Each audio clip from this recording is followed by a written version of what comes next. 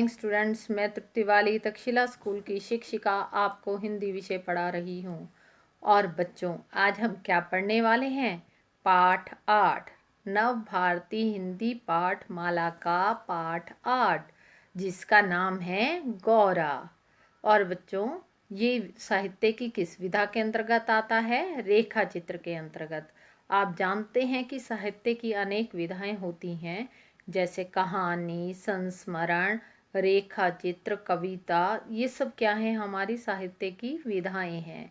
तो गौरा पाठ जो है वो रेखा चित्र विधा के अंतर्गत आता है, जिसमें हम किसी के जीवन का चित्र पूर्ण रूप से खींचते हैं। वो रेखा चित्र के अंतर्गत आता है। तो यह पाठ किसके द्वारा रचित है बच्चों? इसकी लेखिका कौन है? महादेवी वर्मा। महादेवी वर्मा छायावादी युग की बच्चों एक महान कवयित्री व लेखिका रही हैं।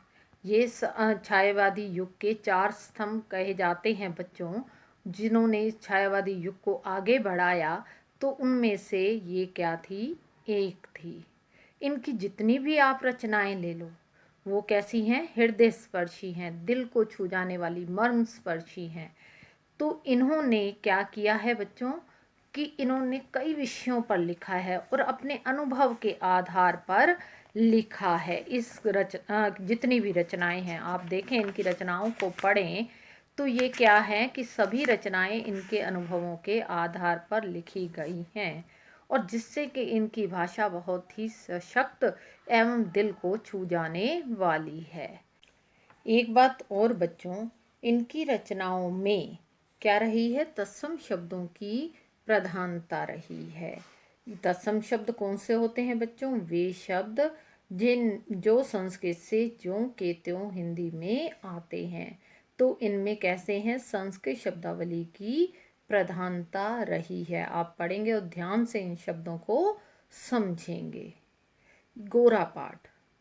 गोरा पाठ किस पर आधारित है बच्चों? एक गाय के जीवन पर, जिसका नाम था गोरा। गाय का नाम है बच्चों ये गोरा जो है, तो उस पर आधारित है। ये जो रेखा चित्र है हमें यह सिखाता है, क्या सिखाता है? कि हमें पशु पक्षियों से प्रेम करना चाहिए। क्योंकि पशु पक्षी जो होते हैं बच्चों, मूक जीव होते हैं, वो अपने भावों को प्रकट नहीं कर पाते। जो इंसान कर सकता है, जो गुण भगवान ने दिया है उसे, और जो पशु पक्षियों से अलग बनाया है बच्चों, तो ये क्या है? हमारा इसी के आधार पर है।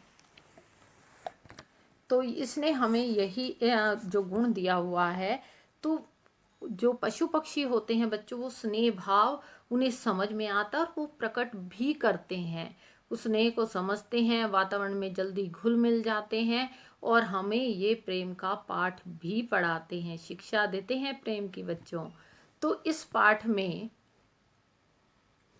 बच्चों जो गोरा है वो बहुत ही सुंदर, उसका रूप इतना सुंदर था कि लेखिका उसकी ओर आकर्षित हो गई और उसे पालने के लिए अपने घर ले आई।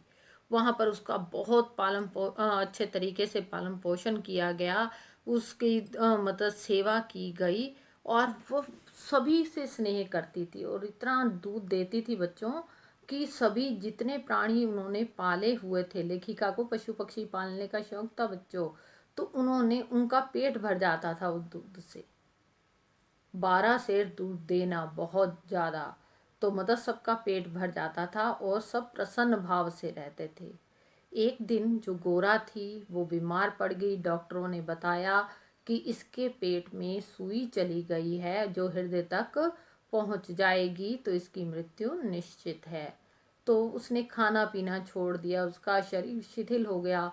लाल मणि नाम का उसका एक बछड़ा था बच्चों, उसके आसपास इर्द गिर्द घूमता रहता और उसे ऐसा लगता कि उसकी माँ उसे दुलार देगी, प्यार देगी, परंतु ऐसा ना हो सका और एक दिन वो मृत्यु को प्राप्त हो गई।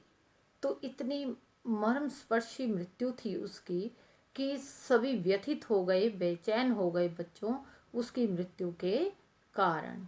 तो उसकी ऐसी स्थिति का वर्णन करते हुए, उसकी ऐसे मर्मस्पर्शी जो मृत्यु हुई उसका वर्णन यहाँ पर किया गया है, और साथ ही उसके रूप सौंदर्य का वर्णन भी किया गया है।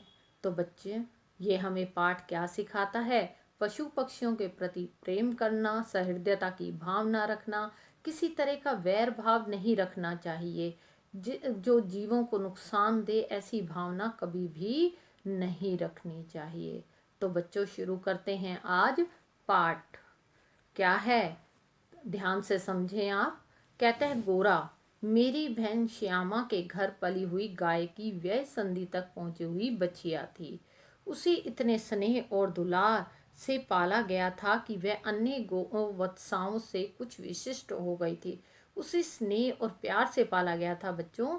जो अन्य जो गाय थी उनके बछड़ों से उसे ज़्यादा प्यार से पाला गया था। तो वो अलग से दिखाई देती थी, विशिष्ट मतलब विशेष दिखाई देती थी, अलग से। एक दिन मेरी बहन ने मुझसे कहा, तुम इतने पक्षी पाला करती हो। मैंने अभी आपको बताया कि महादेवी वर्मा को पशु पक्षी पालने का बहुत शौक था। एक तो उनका जीवन अध्यापन में बीता बच्चों।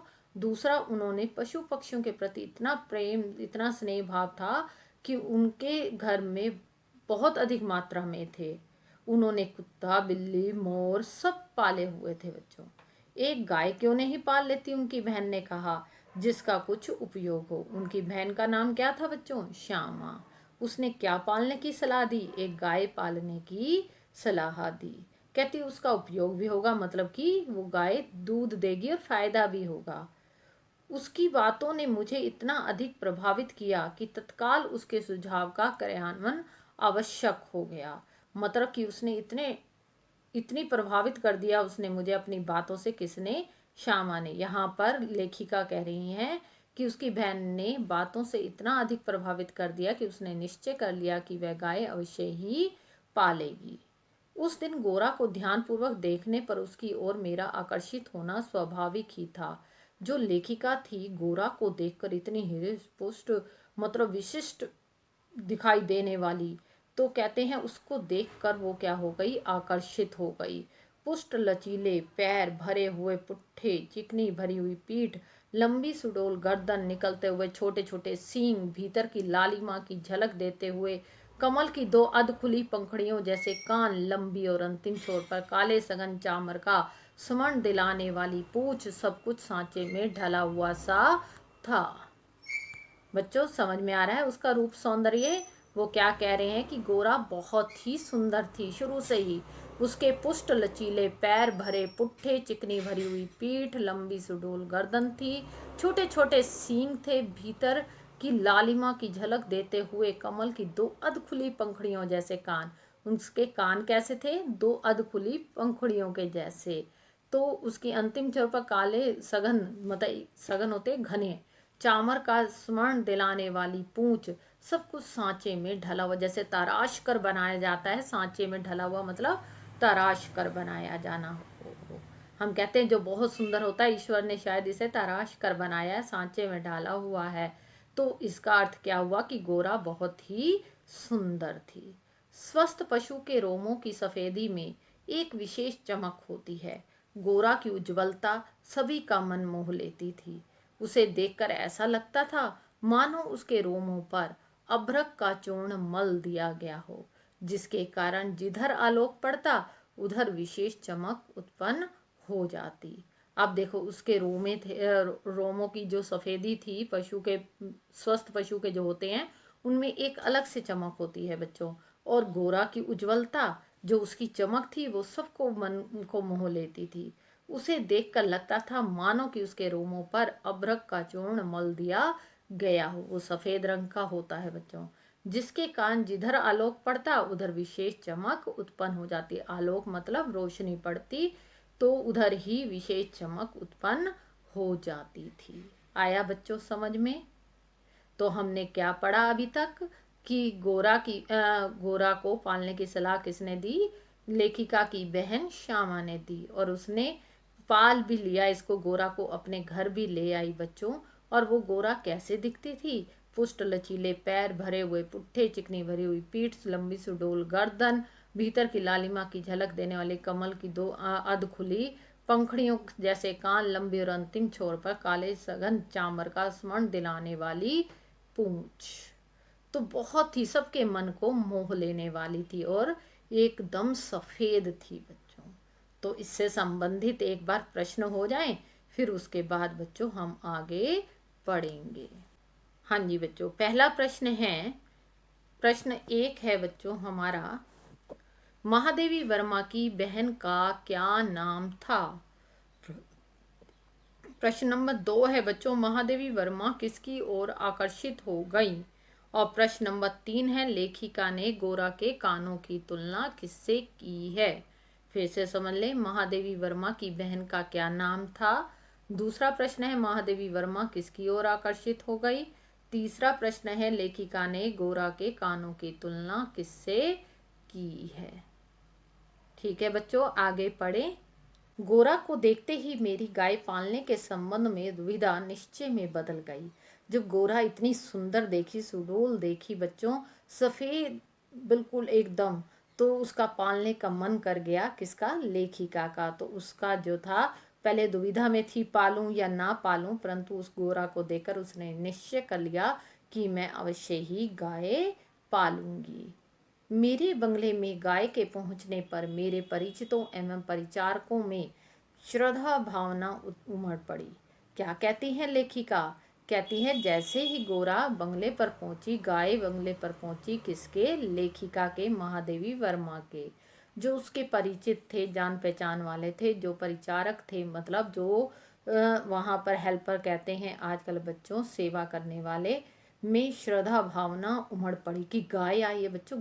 गाय को लक्ष्मी का रूप माना जाता है और लोग बड़ी श्रद्धा से इसकी पूजा पाठ भी किया करते हैं गाय की। तो उनके मन में गाय को देखते ही श्रद्धा भावना उमड़ पड़ी। उसे क्या किया गया? देखो कैसे आदर सत्कार किया गया गाय का। उसे फूलों की माला पहनाई गई, बड़ा सा तिलक लगाया गया और दिया जलाकर आरती उतारी गई। उसे दही पेड़ा भी खिलाया गया।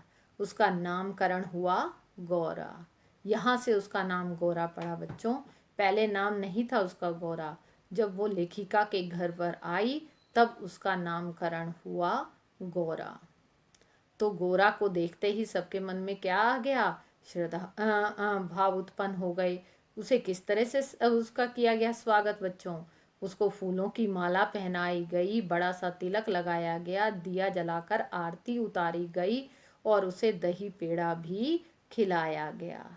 गोरा वास्तव में बहुत ही आकर्षक थी। उसके चौड़े उज्जवल माथे और मतलब चमक होती है बच्चों उसमें, उज्ज्वलता भाव। तो माथे और लंबे सांचे में ढले हुए मुख पर आंखें बर्फ में नीले जल के कुंडों के समान लगती थी। नीली आंखें जैसे जल कुंड में कुंड होते हैं ऐसे लग रही थी। आंखें कैसे लग रही थी? बर्फ में नीले जल के कुंडों के समान लगती थी। उनमें एक अनोखा विश्वास रहता था और गाय के नेत्र हिरण के समान चंचल ना होकर आत्मीय विश्वास से भरे हुए थे। हिरण की आंखें कैसी कही जाती हैं बच्चों? चंचल। चंचल होती हैं हिरण की आंखें। और परंतु गाय की आंखें कैसे थी? आत्मीय भाव, प्रेम भाव झलकाने वाली, अपनापन झलकाने वाली। बच्चों समझ में आया? आगे पढ़ें। कुछ ही दिनों में गोरा सबसे इतनी हिल मिल गई कि अन्य जो पशु पक्षी अपनी लघुता और उसकी विशालता का अंतर भूल गए। कुछ दिनों में बच्चों गोरा सबके साथ इतनी मिक्सअप हो गई थी कि सभी पशु पक्षी अपनी उससे छोटे दिखते थे, तो वो अपनी लघुता को भूल गए थे और उसकी विशालता का जो थी उसको भूल गए थे। मतलब जो अंतर था लघुता और विशालता का, वो क्या है, भूल गए थे और उसके साथ खेला करते थे। कैसे खेलते थे बच्चों? कुत्ते बिल्ली उसके पैरों के बीच में खेलने लगे। जैसे बीच में से निकल जाते, उसके बाहर आ जाते और पैरों के बीच में खेलने लगते। इसी तरह पक्षी उसकी पीठ एवं माथे पर बैठकर आनंद उठाते। पक्षी क्या करते बच्चे? उसकी पीठ एवं माथे पर बैठ जाते, उड़ जाते, फिर बैठ जाते, मतलब वो आनंद उठाते थे।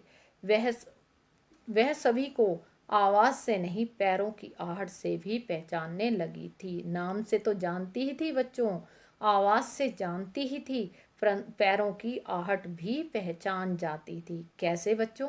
उसे समय का इतना अधिक बोध हो गया था कि मोटर के फाटक पर पहुंचते ही वह बाँ बाँ की ध्वनि से हमें पुकारने लगती। उसे पता लग जाता कि लेखिका आ गई है, मोटर की आवाज़ आने लगती। उसे इतना ज्ञान हो चुका था बच्चों, क्योंकि हम कहते हैं वो विशिष्ट थी, हम जानते हैं इस बात को और कहा भी है, वो अलग थी, अन्य पशु पक्षियों से अलग थी। सुंदर तो थी ही बच्चों, उसमें बोध भी, ज्ञान भी था। वह पैरों की आहट से भी पहचान जाती थी, आवाज़ से भी पहचान जाती थी। और जब वो मोटर फाटक तक पहुंचती तो वह बाँ बाँ की ध्वनि करके पुकारने लगती थी कि लेखिका आ गई है। अगर बच्चों भोजन में देरी हो जाती तो वो क्या कर देती, सारा से घर जो थी सिर पर उठा लेती। किस आवाज़ से, रंबा रंबा कर, मतलब आवाज़ करके वो क्या करती थी, सारे घर को सिर पर उठा लेती थी, मतलब शोर मचाना शुरू कर देती थी कि अब सब समझ जाते थे कि इसको भूख लगी है। तो बच्चों हमने क्या पढ़ा, जो गोरा थी बहुत ही सुंदर थी, उसका बहुत, लेखिका ने उसका पालन पोषण किया, उसे अपने घर लेकर आई, बंगले पर लेकर आई। तो उसका वहाँ पर सभी ने स्वागत किया, उसके श्रद्धा भावना रखी, और साथ ही वो क्या हो गई, कुछ ही समय में अपने पशु पक्षियों के जो अन्य जो लेखिका के पास थे उनके साथ घुल मिल गई, और अन्य पशु पक्षी भी लघुता और विशालता का अंतर भूलकर उसके साथ खेलने लगे। और उसमें एक अद्भुत क्षमता थी, आवाज़ से ही नहीं, वो पैरों की आहट से भी पहचान जाती थी। और जब लेखिका आती तो बाँ बाँ की ध्वनि से उसे पुकारने लगती। और अगर भोजन में देरी हो जाए तो रंभा रंभा कर सारा सिर घर जो था, सॉरी, सिर पर उठा लेती थी, मतलब शोर मच ज्यादा, पूरे घर को सुनाई देता था अभी देखो इसको भूख लगी है। तो बच्चों अब इससे संबंधित प्रश्न हो जाएं, करें इससे संबंधित प्रश्न, चलो करते हैं बच्चों। पहला प्रश्न है बच्चों हमारा, लेखिका के घर पर पहुंचते ही गोरा का स्वागत कैसे किया गया। और प्रश्न नंबर 5 है बच्चों, गौरा की आंखें कैसे लगती थीं। और प्रश्न नंबर 6 है बच्चों, भोजन में देर हो जाने पर गोरा क्या करती थी। फिर से समझ लें, प्रश्न नंबर 4, लेखिका के घर पर पहुंचते ही गोरा का स्वागत कैसे किया गया।